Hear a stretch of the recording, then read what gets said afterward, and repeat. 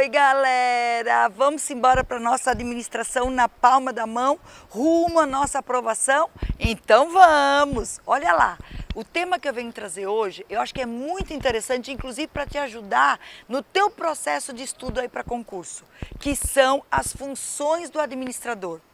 Quando a gente fala em funções do administrador, em prova de concurso, isso aparece sob o título de processo organizacional. Você já deve ter visto isso em vários editais, em praticamente todos os editais de tribunais, né? Tá lá colocado processo organizacional. Aí eles botam 2 pontos: planejamento, organização, direção e controle. Pois bem, eu queria agora falar um pouquinho de planejamento e organização. Quando a gente fala em planejar, a gente diz que existem 2 palavrinhas do bem que estão diretamente relacionadas com planejamento, que é definir os objetivos e definir como fazer para alcançar os objetivos. Em outras palavras, significa definir o que nós queremos e como nós vamos fazer para alcançar. Significa falar que nós vamos definir os fins e os meios. Minha gente, isso é planejar. Você tem que saber o que você quer, ou seja, para onde você vai, e você tem que saber como você vai fazer para chegar lá. Tá certo? Isso é pensar estrategicamente, é pensar no futuro e é pensar no longo prazo. E aí, claro, você tem que trazer isso para o presente e tem que trazer isso desdobrando até no nível de tarefa para você poder realizar. Tranquilo?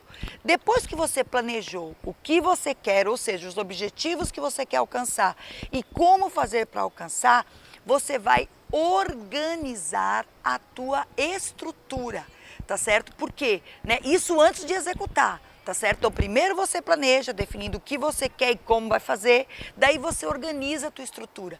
E falar em organizar a estrutura, gente, significa definir autoridade para as pessoas, responsabilidade para as pessoas, e significa definir como que cada pessoa vai, né, fazer a sua tarefa.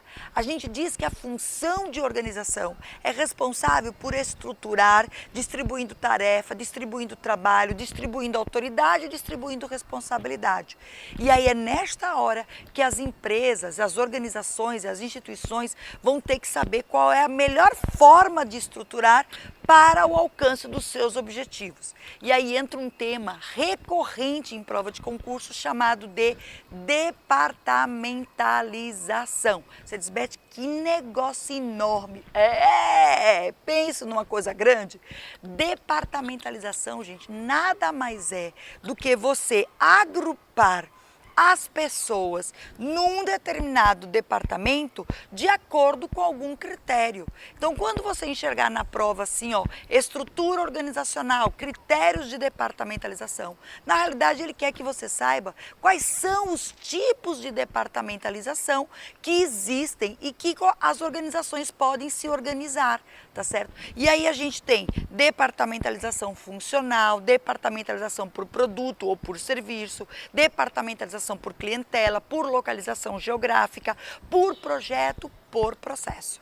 Ou seja, existe a melhor? Não. Existe um tipo que atenda a minha situação. Por exemplo, se eu trabalho numa universidade, normalmente o critério de departamentalização, ou seja, a forma como eles agrupam os profissionais, é de acordo com o critério funcional. Por quê? Porque ficam todos os especialistas, e a palavrinha funcional e especialização é a mesma coisa, ou seja, se eu falar em departamentalização funcional, eu estou falando em departamentalização especializada. Tem que aparecer estas 2 palavrinhas na tua questão, tá certo? Então, se eu falar que eu estou me departamentalizando pelo critério funcional, significa que eu estou agrupando os profissionais de acordo com a especialização, tá certo? Então, numa universidade serve, eu coloco os profissionais de administração todos numa área, eu coloco os profissionais de contabilidade todos na outra área, os profissionais de arquitetura todo no outro prédio, tá certo? Então, esse é o critério. No hospital também, eu coloco os profissionais de uma especialidade todos numa área, e aí eu consigo ganhar força na especialização.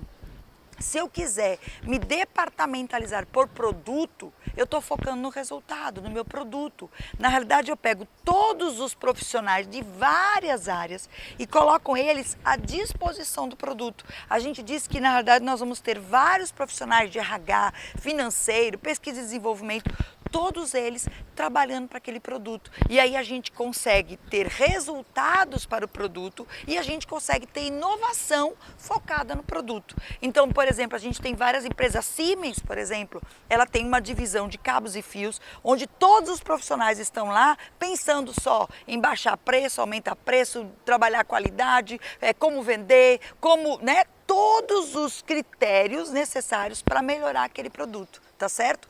Outro critério, clientela, né? Se você for olhar uma C&A, né? Um dos critérios de departamentalização da C&A é por clientela. Ela tem lá masculino, feminino, infantil, ou seja, homens, mulheres e crianças, são clientes diferenciados, né? O que você ganha? Você atende a clientela, mas você perde em eficiência, né? Outro que a gente falou, projeto. Minha gente, departamentalizar por projeto normalmente acontece em consultorias, porque são normalmente inovações, porque projeto está ligado à inovação, que entram numa consultoria, né, para que ela possa desenvolver aquele projeto, né? Assim como o processo, normalmente bancos se departamentalizam por processo. Por exemplo, tem a área que é só de financiamento, tem a área que é de abertura de contas, ou seja, aquilo é um processo que por trás tem várias atividades e várias tarefas. Então a gente diz que o critério de departamentalização ali é por processo. Em resumo, não existe o melhor, existe um critério que atenda a cada situação. E o que o administrador tem que fazer? Escolher o que atenda àquela organização, percebendo que em todos esses critérios, e eu disse aqui só exemplos, existem vantagens e desvantagens, que vai atender à necessidade de cada organização. Em prova, como é que você sabe o critério? Tem que ter a palavrinha combinando, ou seja, para que você saiba que o critério é de clientela, ele tem que trazer ali que tipo de cliente. Cliente industrial, cliente comercial, né? Ou cliente masculino, feminino, infantil. Ou seja, ele tem que te trazer um exemplo ou trazer lá um desenho na qual você possa visualizar que tipo de critério está sendo utilizado para aquela organização. Tá certo? Muito bem, gente. Administração na palma da mão. É assim que a gente chega lá, que a gente vai ser aprovado e vai ser nomeado. Se Deus quiser e Ele há de querer. Tchau, tchau.